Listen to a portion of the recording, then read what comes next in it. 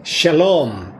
Good morning and good day sa mga kapatid natin sa pananampalataya at sa lahat ng sumusubaybay at tumatangkilik sa ating pong daily devotional. Ngayon po ay araw ng Lunes, December 21, 2020 at 4 na araw na lang, Pasko na, at eksaktong 10 araw na lang din. Magpapalit na din ang taon. Napakaraming itinuro ang taong kasalukuyan sa atin.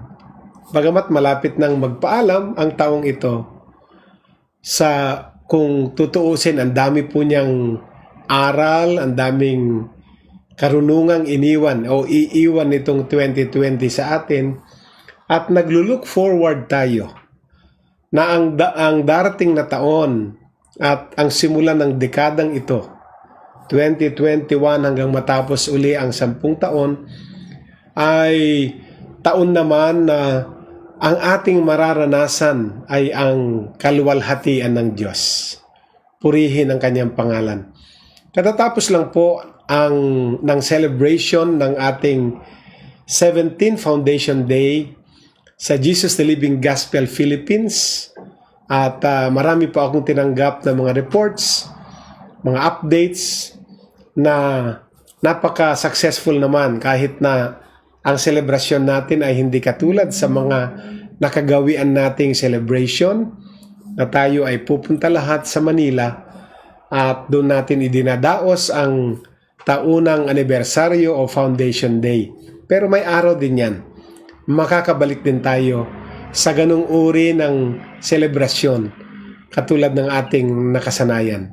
Sa ngayon, kung ano po ang inaalaw ng Diyos na maranasan natin, yun muna ang ating gagamitin. Katulad nga ng ating celebration kahapon. Dito naman sa Hong Kong ay naghihintay pa rin kami na payagan tayo na bumalik sa mga gawain sapagkat hindi pa din pumapayag ang aming pamahalaan dito na makababalik na kami sa ating mga church venues para idaos ang ating silver anniversary pa naman sana. But anyway, darating din naman yung panahong yon. Panahon na makakapagdaos tayo ng silver anniversary. Alam ko po na itong ating programa, ang ating daily devotional ay nagsisilbing pagpapala po sa inyo at marami po tayong tinatanggap ng mga patutuo na nakatanggap sila ng kagalingan, nakaranas sila ng milagro sa buhay, nakaranas sila ng probisyon sa kanilang mga pangangailangan, nakaranas sila ng panibagong sigla at lakas sa pamagitan ng pakikinig ng salita ng Diyos. At alam ko, kayo rin po ay nakakaranas nito. Kaya paramihin pa natin, i-multiply natin itong testimony ito para sa kapurihan ng Diyos.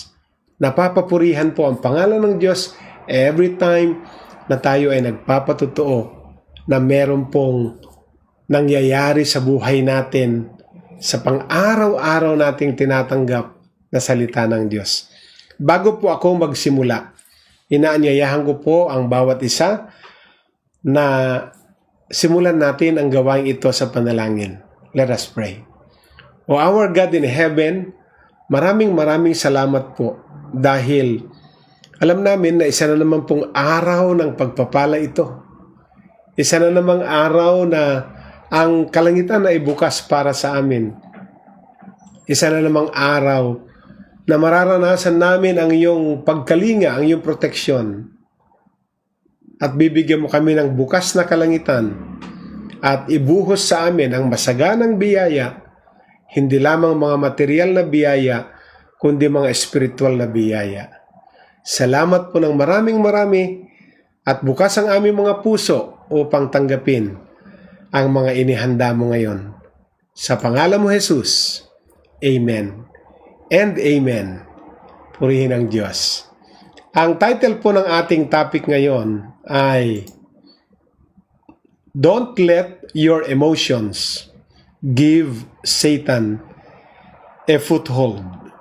Don't let your emotions give Satan a foothold. Diyan po ang topic na ating i-discuss sa umagang ito. At meron po tayong key passage para iugnay ang title ng topic natin. At ito ay hango sa Ephesians 4:27 in the New Living Translation Bible. At ang sabi po, anger gives a foothold to the devil. Anger gives a foothold to the devil. Ephesians 4:27. In every quarrel, an unseen spiritual war is going on behind the scenes. Sa lahat po ng mga sigalot, sa lahat ng hindi pagkakaunawaan, sa lahat ng mga away-away, gaano mang katinding away yan o gaano mang kababaw na dahilan ng pag-aaway, meron po tayong sinasabing unseen spiritual war that is going on behind the scenes. Okay? So meron pong kinalaman, may spiritual war sa likod ng anumang klase ng sigalot o hindi pagkakaunawaan. At the surface, a quarrel may seem minor.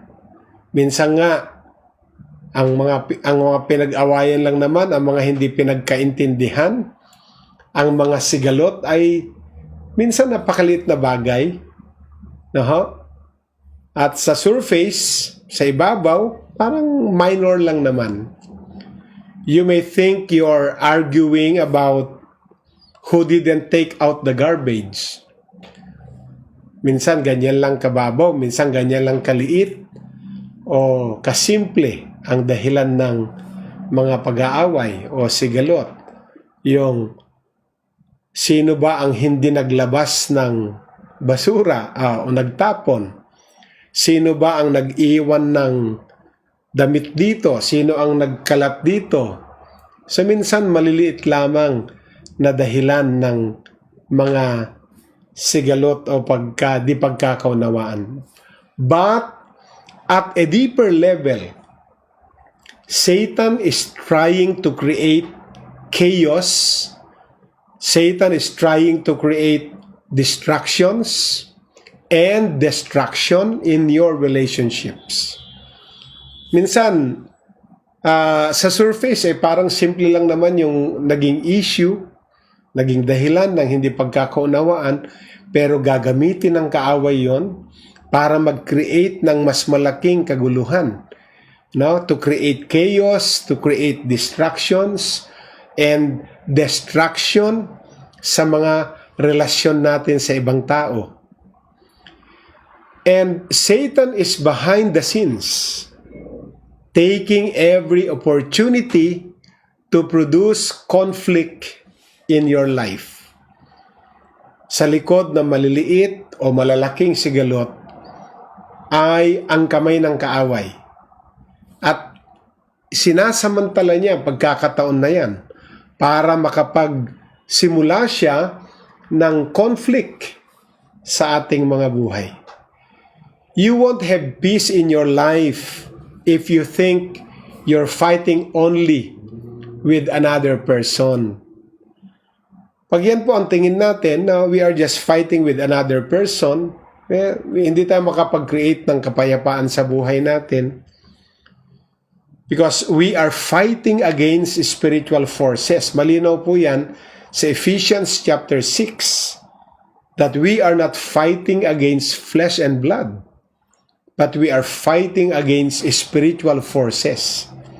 Satan is not seen, but he is real. And he is the source behind all conflict. At least malinaw sa atin yan. Na hindi man tayo nakikipaglaban sa dugo at laman o laman at dugo, ang pakikipaglaban natin, ang warfare natin, ang spiritual warfare natin ay against spiritual forces. At ang kalaban natin ay invisible, hindi nakikita, pero totoo siya. Satan is not seen, but he is real. And he is behind all conflict or conflicts pa natin. So ayon po sa binasa natin kanina, no, kung babalikan natin, ang Ephesians 4:27 says, anger gives a foothold to the devil.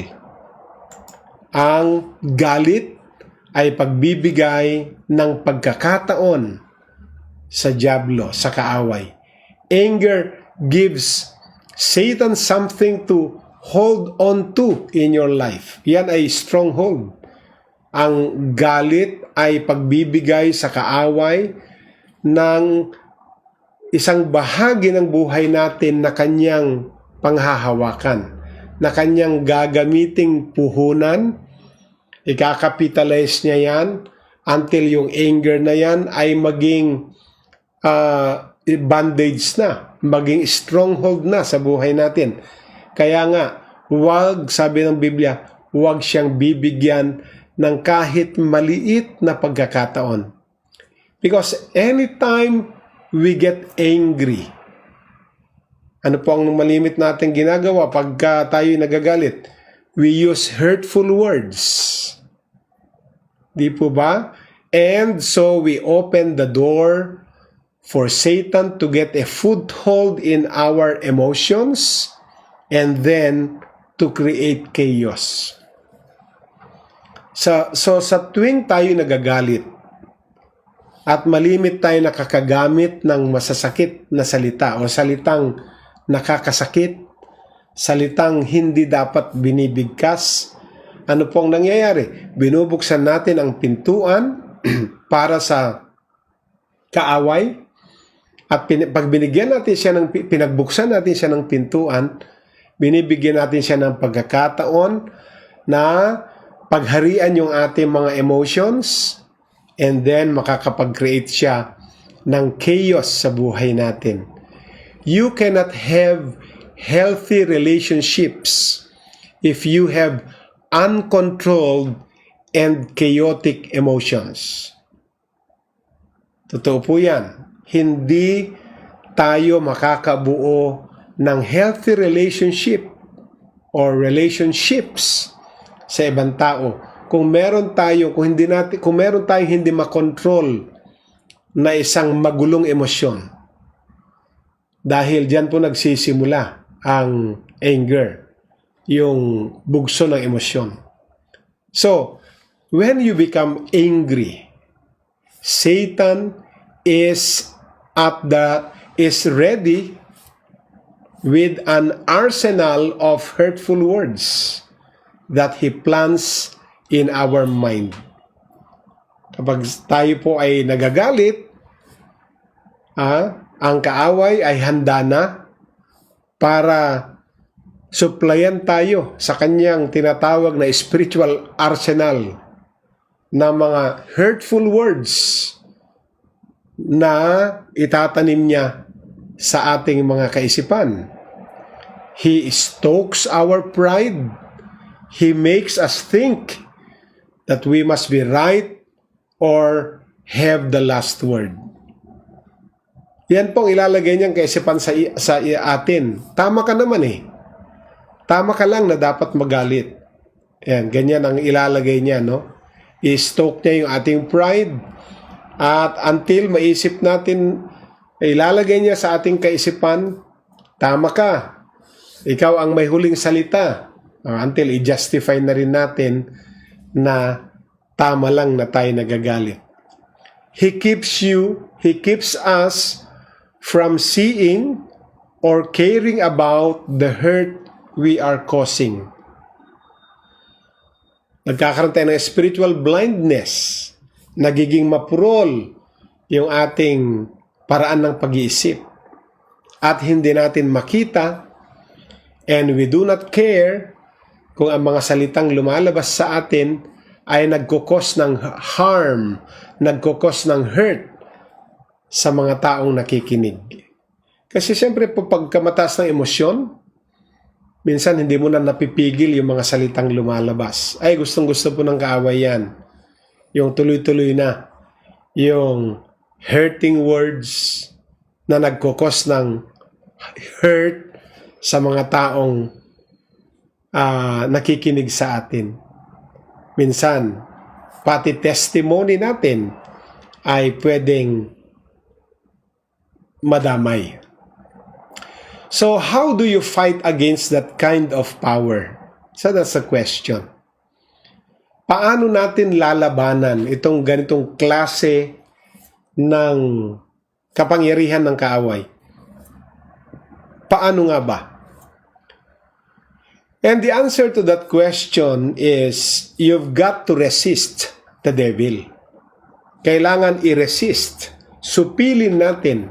Pigilin natin ang kaaway na magamit niya yung ating mga mataas na emosyon para makapag-create tayo ng chaos. Kasi alam niyo po, pag nakapagbitaw na tayo ng masakit na salita, babaon na ho sa puso, sa isipan ng taong pinagsalitahan natin. Pag dumating ang punto na mahimasmasan tayo, na-realize natin na mali tayo, na-release na tayo, pero yung taong pinagsabihan natin, bumaon yung sakit na yon sa kanyang puso din. So, it's another problem. Maaring settled na tayo, okay na ako, hindi na ako galit. Paano yung taong tumanggap ng masasakit na salita sa panahong tayo ay galit? Yan po ang problema.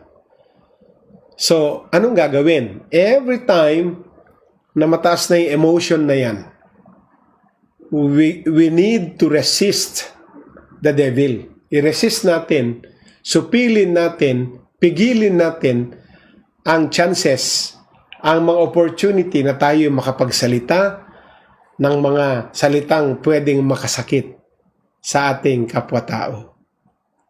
So when you realize you are about to get into a quarrel with someone, be aware that Satan has a plan to upset you. Amen? So pag dumating ang panahon, ma-realize natin na gusto nating makipag-away, maging aware tayo na yon ay opportunity na hinihintay ni Satan at meron siyang plano na i-feed niya yung ating emotion until ma-upset tayo because he wants you to be stressed, he wants you to be angry and hurt. Gusto niya na sa galit mo ay ma-stress ka, na sa galit mo ay makapagsalita tayo ng hindi maganda. And Satan will use any negative words, will use any negative emotion in our life to destroy our peace. Gagamitin niya lahat. Ikakapitalize niya yan. Mamumuhunan siya sa iyong negative emotion para sirain niya ang kapayapaan ng iyong buhay. Ganda kayang mamuhay sa Diyos, di po ba? Ganda po makipagrelasyon sa Diyos. Wala ka nang iisipin. Ang saya. Punong-puno ng kagalakan, punong-puno ng pag-ibig, pero magbabantay ang kaaway na may makapasok na negative na emotion sa buhay mo para sirain niya ang kapayapaan sa buhay mo.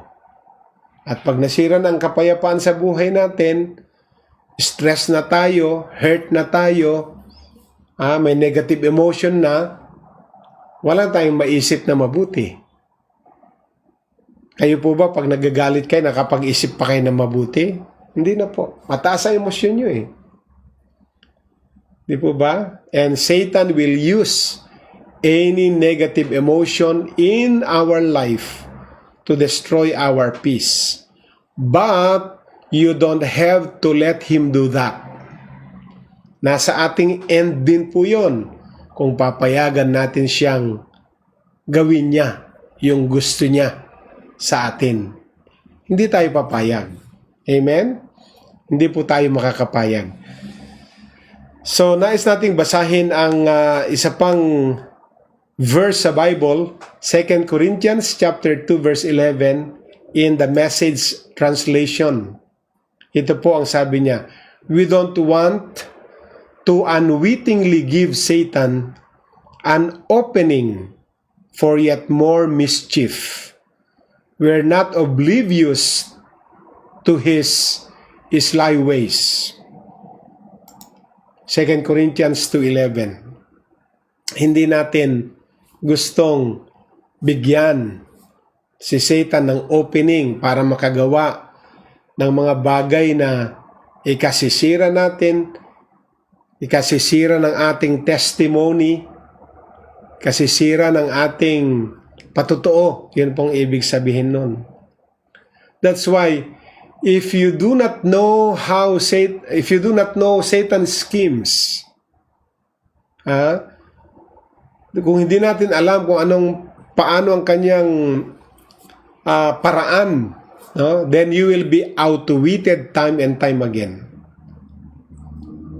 Maisahan at maisahan tayo, lagi na lang ng lagi. Bakit lagi na lang akong naisahan? Bakit lagi na lang akong naisahan? Kasi nga, hindi tayo familiar sa schemes, sa sistema ng pag-atake ng kaaway. Kaya, hindi na babago. Yan at yan at yan. Lagi na lang tayo naisahan. Na-outwit tayo time and time again. Parang mas marunong na siya tuloy sa atin.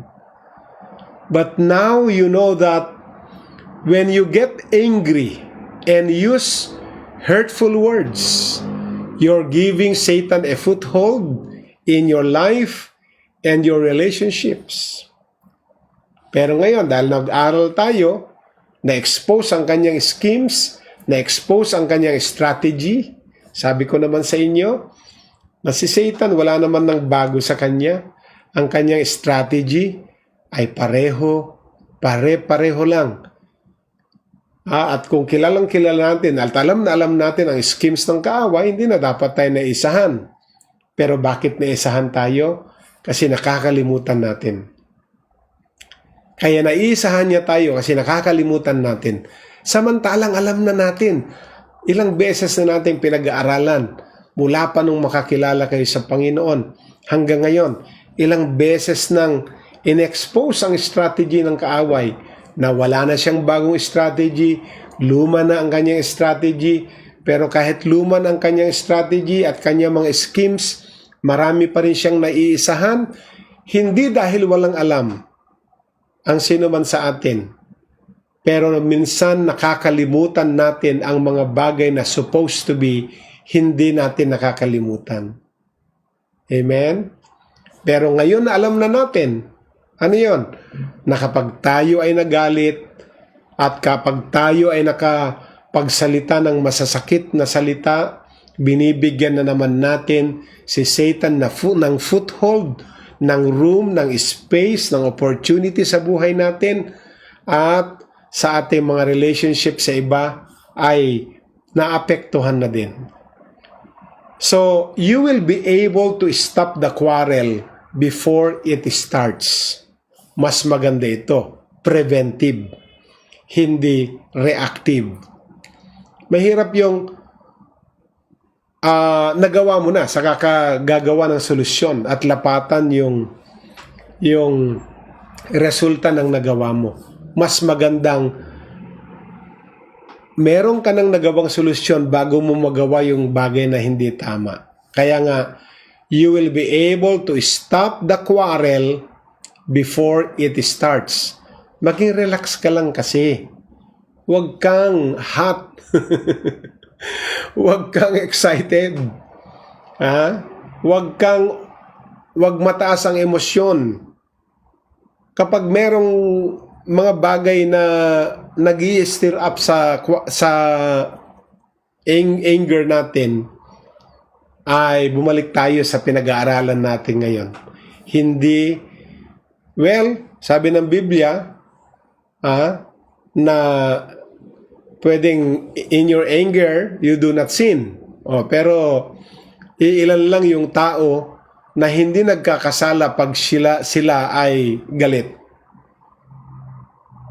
Di ba? Sinasabi minsan, Di ba, Pastor, pwede naman magalit? Pwede. Sabi ni Lord mismo yon na huwag kang magkasala sa iyong galit. So, yun ay unless na makontrol mo yung emosyon mo. Paano? Alam nyo naman, pag nagagalit tayo, kung ano-ano na lang ang mga na-utter natin, ano-ano na lang mga nabibigkas nating salita. Tapos pag naghimasmasan tayo, saka natin nare-realize na, uy, mali yung nasabi ko. Bakit ko ba naman nasabi yun? So, hingi tayo ng dispensa, pero yung taong tumanggap, may issue na sa puso niya. Kaya nga, stop the quarrel before it starts. Bago magsimula ang away, mas magandang actually, huwag na lang simulan. Kasi mahirapan tayo na controlling kung anong pwedeng lumabas. Kasi pag mataas na emosyon, kung ano-ano na lang ang nabibitawan nating salita. Di po ba? Purihin ang Diyos. So ngayon po, meron tayong prayer ngayon or yung dati nating ginagawang declaration. Sabihin natin, Heavenly Father, the next time I am tempted to respond in anger, I will make the choice to speak life and love instead. Amen. One more time. Heavenly Father, the next time I am tempted to respond in anger, I will make the choice to speak life and love instead. Amen and amen. Purihin ang Diyos. Father in heaven, nagpapasalamat kami sa itinuro mo uli na kapahayagan sa amin. Tulungan mo kami na sa panahon na tinitest ang aming emotion, tinitest ang aming puso, ay mangibabaw ang attributes mo sa buhay namin. Salamat po sa mga natutunan namin ngayon na dapat laging ang maghari sa amin ay ang kaunawaan, ang kapayapaan, ang laging pinaghahari.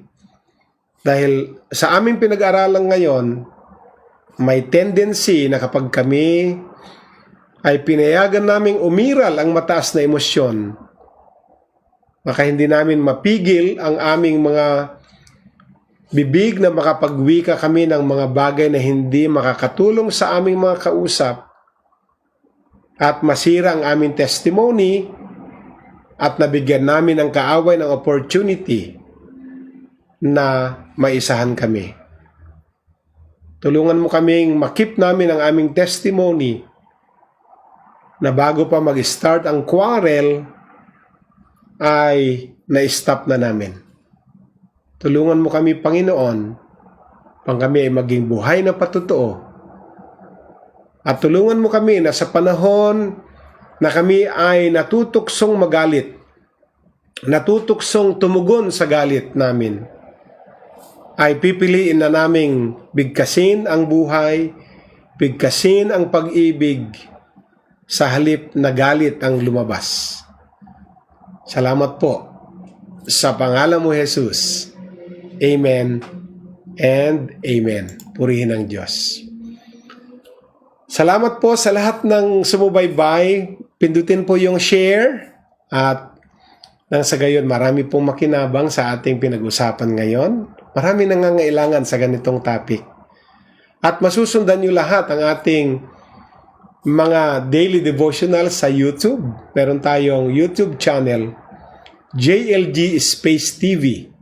Huwag kalilimutan po, pindutin yung subscribe at pindutin na rin yung notification bell upang lahat ng future uploads ay ma-notify po kayo. Maraming salamat. Kita-kita po tayo mamaya 1:00 ng hapon para sa ating Hope Hour. At dahil Lunes ngayon, meron pong Hebrews Podcast 7:00 naman ng gabi. Pansamantalang magpapaalam ang inyong lingkod, Pastor Rene Alog. God bless and Shalom.